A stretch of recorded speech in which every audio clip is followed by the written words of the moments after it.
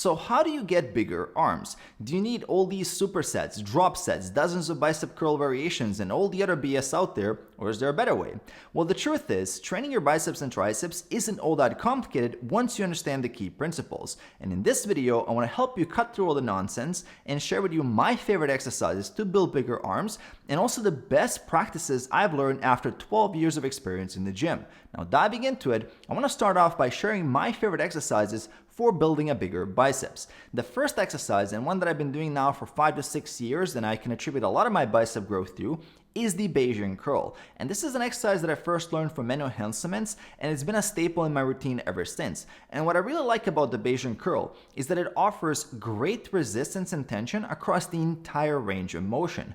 When I'm performing this exercise, what I like to do is keep my elbows relatively locked in, and then as I'm lowering the weight, I lean backwards a little bit so I can get a full stretch at the bottom. And then when I'm curling the weight up, I lean forward a little bit so I can get a really strong contraction on the top. It does take some time and practice to master this movement, but once you do so, you have an exercise that's extremely well optimized for stimulating bicep growth. And you can also do this movement both arms at the same time if you have one of those narrower cable stations, and that can be a nice way to save some time. And it's also a great variation for you to mix things up. Now, the second exercise for building a bigger biceps that I like a lot is the seated incline dumbbell curl. And what I really appreciate about this movement is the stability as well as how the setup naturally lends itself well to minimizing cheating. And I also personally connect well with this exercise, which is a great way to actually pick a movement, the one that you can feel a great pump and disruption with. And it's also one that I appreciate now in my gym because it's really busy and the cable machines are always taken. So I can get some really good quality work done with the dumbbells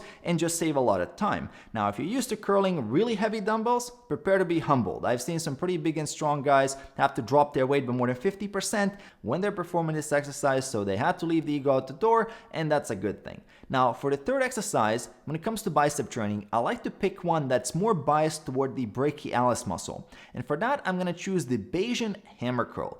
The Bayesian hammer curl is performed with a similar technique as the Bayesian curl, but this time we're going to be using a rope attachment and then gripping that rope with your thumb facing up. And for this exercise, we're using the cable machine again. We can get that great tension across the entire range of motion compared to doing something with the dumbbells. With the dumbbells, you will be missing out on tension somewhere in the range of motion just because gravity is always pulling down. Now, with this exercise, if the rope in your gym ends up being too long and that's inconvenient, you can always tie it into a knot, which will help you with the setup. Now, from a routine perspective, I like to train my bicep with 2 to 3 different exercises throughout the week, and then each of those will have 3 to 4 sets in that 10 to 15 rep range. And then every couple of months, I'm going to change 1 or 2 of those exercises and try something different. And for overall bicep training, we need to keep in mind that the bicep already gets hit using chin-ups, pulls, rows, hitting the like button. So we want to be very strategic when it comes to adding a lot of extra sets.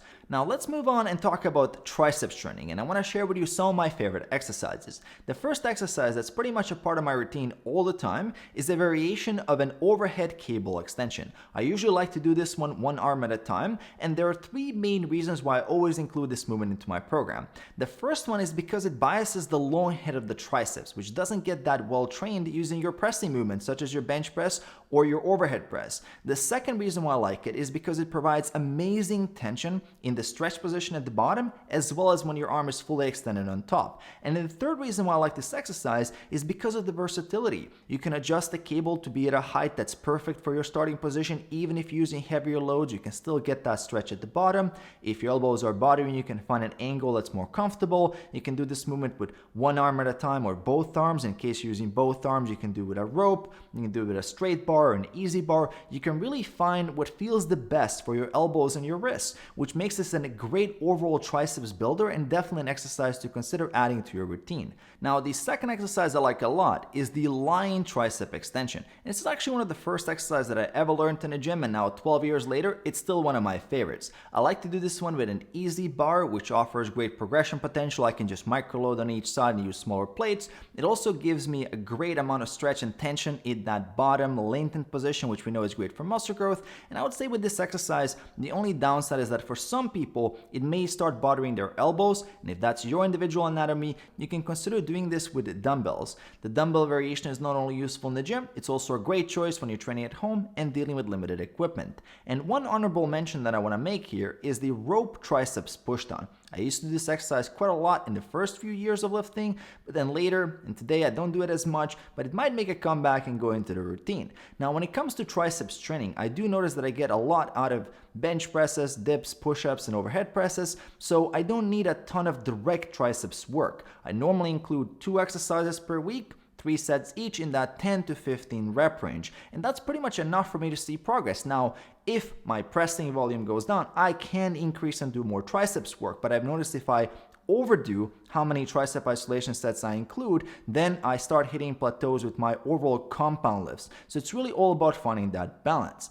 Now that we got some of the favorite exercises out of the way, I want to share with you some of the best practices for growing bigger arms that I've learned over the last 12 years of lifting in the gym. So first off, if your arms are lagging behind, if they're really stubborn and nothing is working, don't be afraid of trying out a dedicated arm day. You can make it a simple routine, 20 to 30 minutes, couple of exercises for biceps, couple of exercises for triceps, 2 to 4 sets, or you can actually add some extra arm work at the beginning of your lower body days. And in both cases, the goal is to do some extra when you're fresh so you can get really good technique, quality reps, and see if you respond to doing more. Now, the second thing you need to look at is the quality of your work. Are you pushing yourself and really taking your sets closer to failure?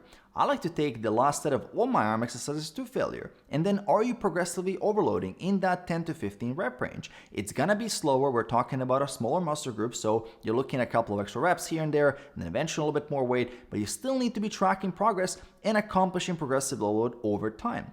And then there's technique, which is one of the biggest reasons why so many people aren't seeing any growth with their arms, is because they're ego lifting and they're just throwing weights around with poor technique and then wondering why they're stuck not making much progress. Once you fix your technique and then apply that proper technique to sets that are taking closer to failure, suddenly you start seeing growth with way fewer sets. So it's not just about adding more, it's also about the quality of work. So don't get distracted by the gimmicks and the nonsense that you need 15 different arm exercises and 30-40 sets per week. You pick a couple of variations, both for biceps and triceps, that you connect with really well. You can try these from the video and then focus on progressively overloading in that 10 to 15 rep range with good form. And once you hit a plateau with that, then you can consider adding more sets or some new exercises. I know this sounds simple, but simple doesn't mean easy. Muscle building takes a long time, it requires patience and a lot of hard work. What's going to help you with that is making sure you hit that subscribe button below and notifications by hitting the bell icon. Details for coaching if you want to work with me on your journey on the description below. Leave another video at the end covering the 5 worst lifting mistakes you need to know about. So check out that video and I'm going to see you right there.